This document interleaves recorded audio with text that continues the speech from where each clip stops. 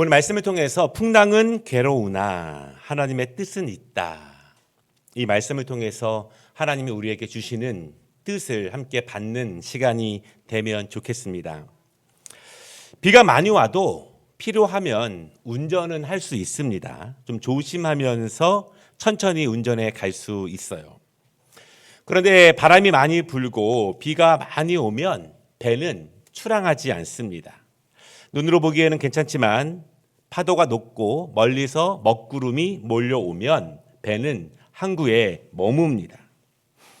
선원들이나 어부들은요, 바다에서 평생을 살아가는 분들입니다. 그러나 언제나 풍랑을 두려워해요.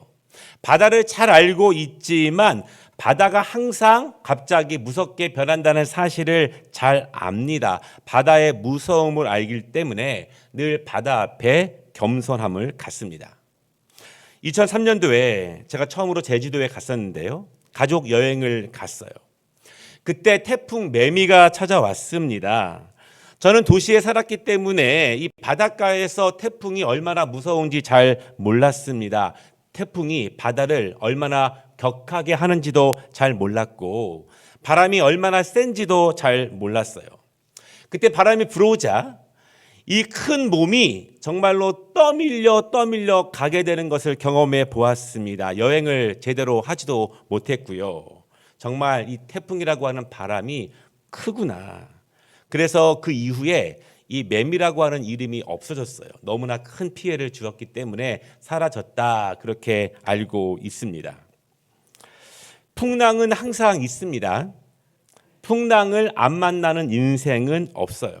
인생에 자주 풍랑이 찾아옵니다. 같은 풍랑이라도 더 큰 어려움과 고통을 당하는 분들이 분명히 계셔요. 저처럼 좀 몸이 크면 바람이 세게 불어도 덜 밀리지만 날씬하신 분들은 바람이 세게 불면 더 많이 밀릴 수밖에 없습니다. 다른 사람들보다 더 큰 풍랑을 만나는 분들도 계십니다. 풍랑 때문에 슬픔을 경험하게 되고 고난을 경험하는 분들이 참 많습니다. 그런데 풍랑이 끝나면 끝나는 것이 아니라 또 다른 풍랑이 또 찾아옵니다. 그것이 인생입니다.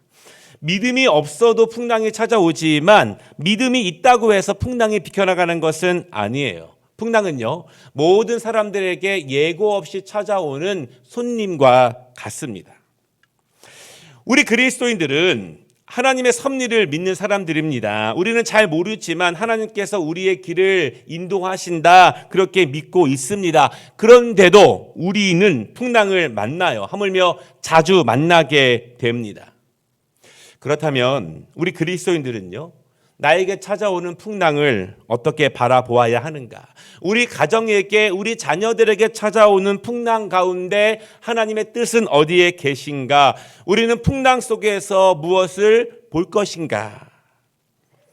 오늘 말씀을 통해서 우리에게, 나에게 임하는 풍랑 가운데 하나님의 뜻을 보기 원하는 시간이 되기를 원합니다. 쉽지 않겠지만 풍랑 가운데 하나님의 뜻을 알아가는 시간이 되기를 원하고요. 어렵겠지만 풍랑이 주는 유익을 얻는 시간이 되면 좋겠습니다.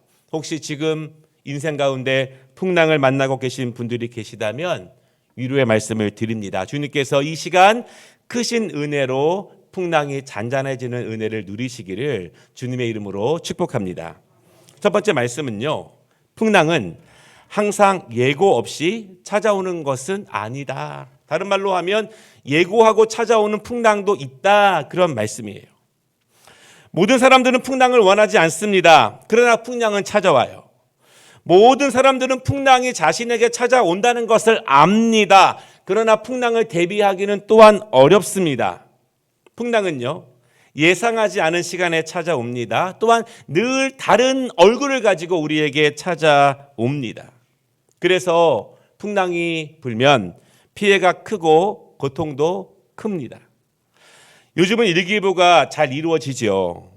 아주 정확하다고 말하기는 어렵지만 큰 폭풍우는 미리 알려주기 때문에 우리가 어느 정도 대비할 수 있는 시간을 가질 수 있습니다. 그런데 늘 대비한다고 하지만 피해가 없는 것은 아니더라고요. 대비를 해도 피해는 많이 오게 됩니다. 하물며 과거에 오래전에 풍랑을 예상하기도 쉽지 않았고요. 그리고 예상을 한다고 해도 피해를 안 당하는 것은 거의 불가능했습니다. 그런데 오늘 말씀을 보면은요, 특별한 경우에는 하나님께서 풍랑이 올 것이라는 것을 미리 말씀해 주신다는 거예요. 특별한 하나님의 뜻이 계실 때에는 하나님이 그것을 알게 하신다는 것입니다. 미리 보여주신다는 거예요.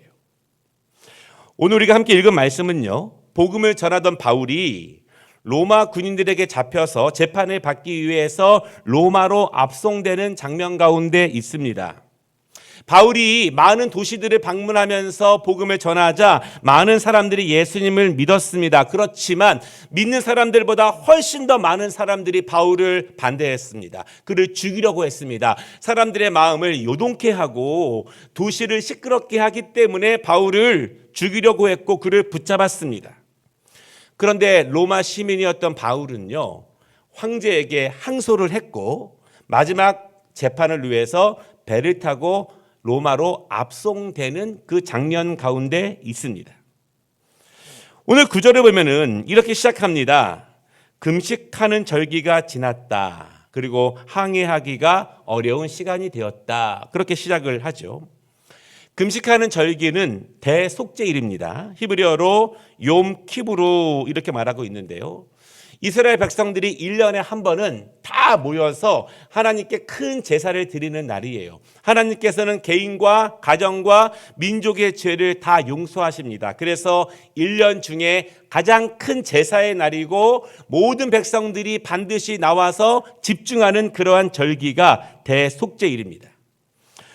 유대 달력으로는 7월 10일쯤 됩니다. 그리고 현대 달력으로는 9월 하순쯤 돼요.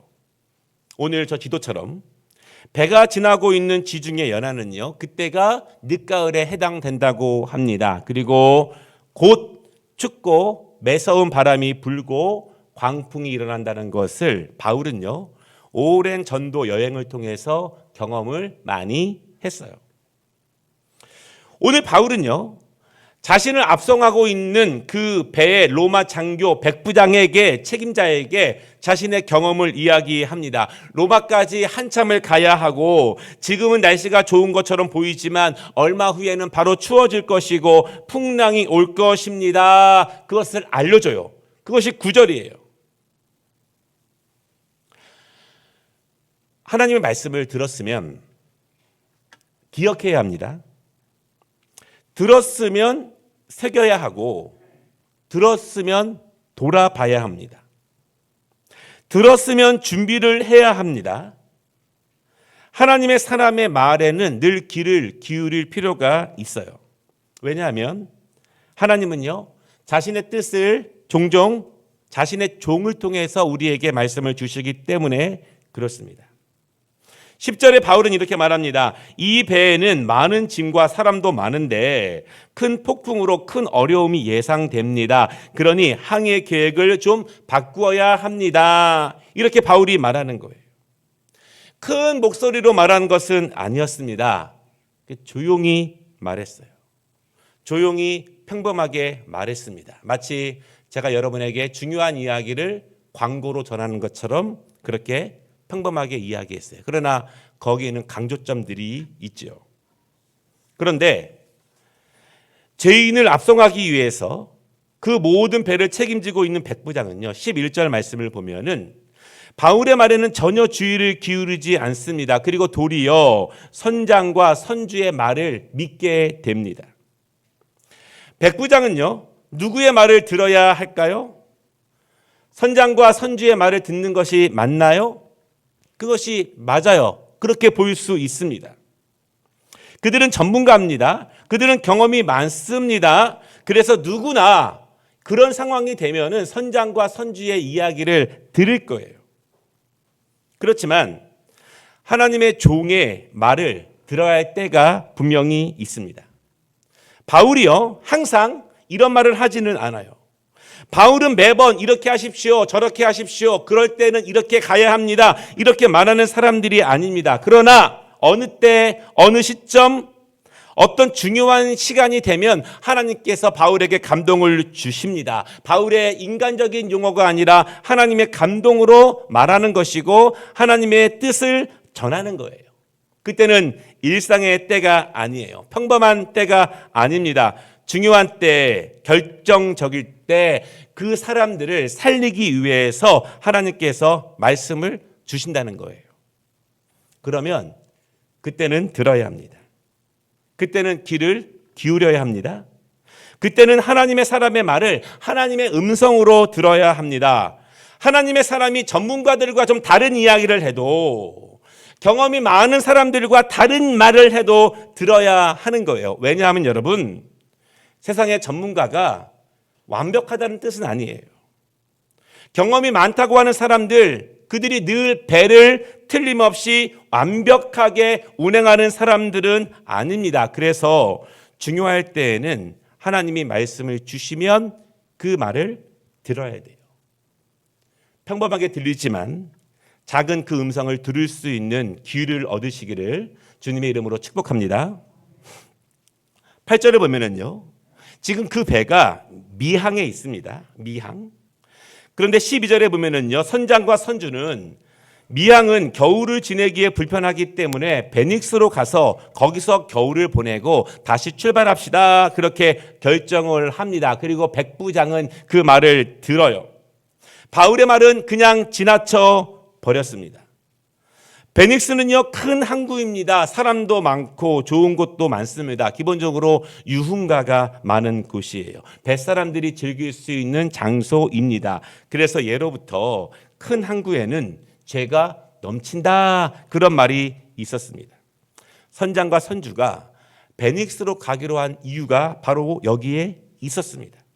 백부장이 바울의 말에 큰 관심을 두지 않은 이유도 여기에 있었습니다. 거기서도 충분히 겨울을 날 수 있는데, 그들도 폭풍과 온다는 것은 압니다. 그러나 결정을 할 때 중요한 것은 어디로 피하느냐, 어디로 피하기로 내가 결정하느냐, 그것이 중요한 거예요. 늘 해오던 대로, 늘 경험한 대로 그들은 자연스럽게 그것으로 발걸음을 옮깁니다. 결정적인 순간에 늘 하던 습관과 편한 결정이 나오는 거예요. 심사숙고를 합니다. 오래 고민합니다. 기도를 간절히 한다고 합니다. 그래도 결정은 원래 하던 습관대로 결정하는 사람들이 대부분이에요. 왜냐하면 우리의 마음과 우리의 뇌가 그렇게 기억하고 있어요. 우리의 마음과 뇌는 우리가 어떻게 결정할지, 그럴 때마다 어떻게 행할지, 발걸음을 어떻게 옮길지 다 알고 있습니다. 그래서 아무리 오래 고민하고 기도해도 우리는 늘 하던 대로, 편안한 대로, 익숙한 대로 결정하고 발걸음을 옮기는 거예요. 13절에 보면은요, 그들은 베닉스로 출발을 합니다. 그런데 뜻하지 않게 남풍이 부는 거예요.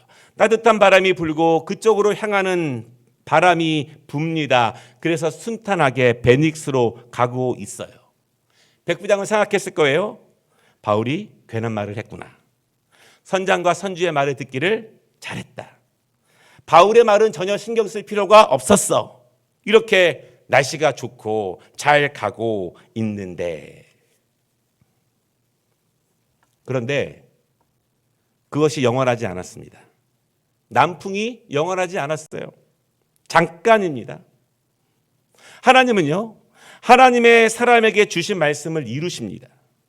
하나님으로부터 온 말씀이기 때문에 그 말을 이루시고 책임지시는 분은 하나님이십니다. 하나님께서 무엇인가를 이루시기 위해서 주신 말씀이기 때문에 하나님은 그 말씀을 반드시 이루시는 거예요. 14절에 보면은요, 얼마 되지 않아서 광풍이 일어나게 됩니다. 광풍이에요. 미친 바람이라는 뜻입니다. 유라글라 그렇게 말합니다. 영어로는 유로클리돈 그런 뜻입니다. 유로는 우리가 알고 있는 것처럼 유로고요. 클리돈 강한 북동풍이 불어온다 그런 뜻입니다. 영어로는 허리케인 그렇게 되어 있어요. 정확하게는 강한 회오리 바람이 몰아치고 있다 그런 뜻입니다. 그 바람으로 인해서 파도가 격하게 치는 거예요. 15절 말씀을 보면은 광풍에 배가 밀려서 앞으로 갈 수도 없습니다. 그저 파도가 치는 대로 이리저리 쓸려 다니고 있는 모습입니다. 풍랑을 좋아하는 사람은 아무도 없죠. 인생의 풍랑도 마찬가지입니다. 갑자기 찾아오는 풍랑들이 있어요. 건강, 경제, 가정, 자녀들, 삶의 풍랑들. 예상하지 못했는데, 준비하지 못했는데 갑자기 미친 바람이 찾아옵니다. 그리고 높은 파도가 칩니다. 그러면 방향도 잡지 못하고 흔들리게 됩니다. 아무리 마음을 굳게 먹어도 정신을 차리지 못해요. 소용이 없어요. 그저 파도가 치는 대로 이리 왔다 저렇게 왔다 갔다 할 뿐입니다. 아무리 나는 마음이 굳은 사람이야, 나는 정신력이 강해, 그래도 소용없어요. 미친 바람 앞에서 할 수 있는 것은 그저 허덕이는 것 외에는 아무것도 없습니다. 우리가 여기서 다시 한번 생각해 볼 것이 있습니다. 하나님께서는요, 특별한 경우에는 그 풍랑에 대해서 미리 말씀을 주실 때가 있다는 것입니다. 조용하게 주십니다. 그때 하나님의 말씀에 귀를 기울여야 합니다. 그 말씀을 하나님의 말씀으로 받으시기를 바랍니다. 잠시 남풍이 분다고 해서 너무 마음을 놓지 마십시오. 왜냐하면 하나님은 주신 말씀은 분명히 이루시기 때문에 그렇습니다. 조용하게 일상처럼 들려지는 말씀이지만 내가 그 말씀을 받는다면 내 예상과 다르게 말씀이 오고 내 판단과 다르게 말씀이 오지만 그럼에도 불구하고 내가 하나님의 말씀을 받으면 풍랑은 옆으로 돌아가요. 풍랑은 찾아오지 않습니다. 우리는 풍랑이 왔다는 것 자체도 모르게 돼요.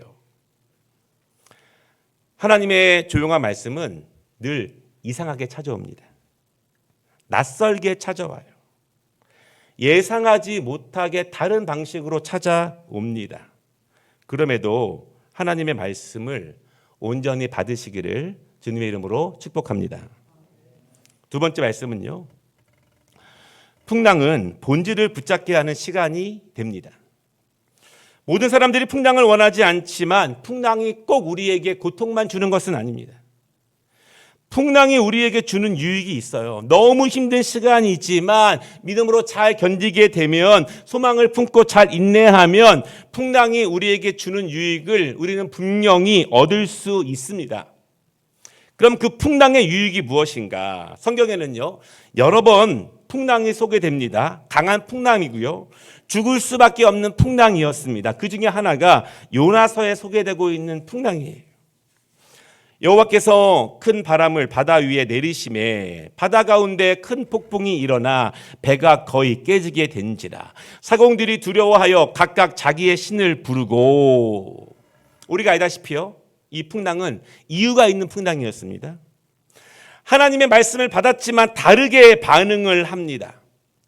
하나님의 말씀이 임했지만, 들었지만 반대로 반응을 하는 요나, 하나님의 말씀을 정면으로 회피하는 요나에게 하나님은요, 하나님의 말씀은 살아있다, 그것을 그의 삶에서 목전에서 보이시기 위한 풍랑이었습니다.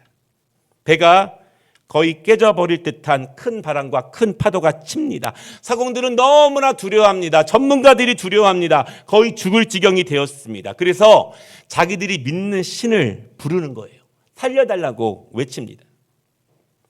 갑자기 큰 풍랑을 만나면 아무리 노련한 뱃사공이라도 컨트롤할 수 없는 풍랑을 만나게 되면, 그 풍랑으로 죽을 지경에 이르게 되면은 누구나 다 부르짖어요. 살려달라고 부르짖게 됩니다. 그러나 그때 풍랑이 주는 유익이 있습니다. 풍랑이 불면 버려요. 버리는 게 유익입니다. 사공들이 두려워하여 각각 자기의 신을 부르고 또 배를 가볍게 하려고 그 가운데 물건들을 바다에 던지니라. 풍랑이 일어나게 되면, 죽게 되면 버립니다. 중요한 모든 것들을 버려요. 귀한 물건들입니다. 꼭 필요한 물건들입니다. 돈을 벌기 위해서, 사업을 위해서 중요한 물건들입니다. 귀한 보석들이에요. 다 버립니다. 왜 버립니까? 생명보다 중요하지 않기 때문에 버리는 거예요. 평소에는 생명보다 그것들을 더 중요하게 여깁니다. 아니, 평소에는요, 생명이 있을 때에는 생명의 소중함을 잘 몰라요. 그래서 다른 것을 더 귀하게 여기게 됩니다. 그래서 귀한 것들을 붙잡으려고 합니다. 세상의 물건들, 세상의 명예들, 세상의 좋은 것들을 붙잡으려고 해요. 그것들을 얻으려고 하고 그것들에게 집착하고 애착을 갖고 내 집에 쌓아두려고 합니다. 그런데 풍랑이 불면 본질이 무엇인지를 알게 돼요. 무엇을 버려야 할지를 알게 됩니다. 내가 무엇을 붙잡아야 할지를 비로소 풍랑이 불면 알게 된다는 것입니다. 평소에는 잘 몰랐어요. 평소에는 거기에 목숨을 겁니다. 그런데 풍랑이 부니 생명보다 중요하지 않은 모든 것은 다 버리게 됩니다. 풍랑이 불기 전에는 버릴 수 없었던 것들, 아까웠던 것들, 못 버리던 것들을 비로소 풍랑이 부니 버린다는 거예요. 오늘 사공들이요, 각각의 신들에게 무엇을 구하면서 부르짖었을까요? 물건들을 지켜달라고 부르짖었을까요? 아닙니다. 제발 살려만 달라고, 모든 것 다 버릴 테니 다 버리면서 배를 가볍게 하면서 제발 살려만 달라고 구하고 부르짖는 거예요. 오늘 본문에도요, 동일한 일이 벌어지게 됩니다. 오늘 본문 18절과 19절에 보니까요, 우리가 풍랑으로 심히 애쓰다가 이튿날 사공들이 짐을 바다에 풀어버리고 사흘째 되는 날에 배의 기구를 그들의 손으로 내버리니라. 오늘 이 37절 말씀을 보면은요, 그 배에 타고 있는 사람은 모두 276명이에요. 화물도 아주 많습니다. 그런데 미친 풍랑을 만나니까 살기 위해서 모든 짐을 다 바다에 버립니다. 21절을 보면은요, 먹을 것도 다 버립니다. 그래서 오랫동안 풍랑 가운데 굶게 되는 거예요. 모든 사람들이 풍랑을 원하진 않지만 그럼에도 풍랑이 주는 유익이 있다는 것입니다. 하나님은 풍랑을 면하기도 하시지만 풍랑을 허락하시기도 하십니다. 그때는 하나님의 분명한 메시지가 있다는 거예요. 풍랑이 치면 부수적인 모든 것들을 버리게 됩니다. 그리고 본질만 남는 거예요. 본질만 붙잡게 됩니다.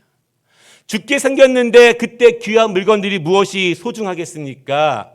그때 내가 추구하고 지금 이 시간 내가 얻고자 하는 거 모든 것들이 무슨 소용이 있겠습니까? 내일이면 모두 죽을 텐데. 이처럼 풍랑은요, 내가 그동안 돌아보지 못한 본질, 내가 그동안 잊고 있었던 본질, 그동안 내가 소홀히 여긴 본질, 그것만 드러나는 시간이 됩니다. 모든 것들은 사라지고 본질만 드러나는 시간이 돼요. 평소에 잊고 있었던, 중요하게 여기지 않았던, 붙잡지 않았던 모든 것들은 사라지게 된다는 것입니다.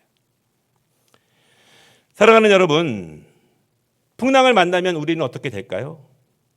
이 믿음의 사람들이 풍랑을 만날 때 꼭 기억해야 되는 것이 있습니다. 힘들지만 분명히 소망으로 붙잡아야 되는 것이 있어요. 풍랑이 우리에게 끝을 의미하지는 않습니다. 풍랑이 우리의 마지막을 의미하는 것은 아니에요. 풍랑이 우리의 인생을 절망으로 몰고 가는 것이 아닙니다. 내가 풍랑을 만나면 내 인생은 여기서 끝나는구나. 그렇지 않다는 거예요. 요나에게 풍랑은 다시 태어나는 시간이었습니다. 다시 하나님을 만나는 시간이었습니다. 풍랑이 왔기에 살아계신 하나님의 능력을 경험하는 시간이 되었습니다. 다시 그의 사명을 붙잡는 시간이 되었어요. 풍랑 후에 요나에게 남은 것은 본질을 붙잡아야 한다는 것입니다.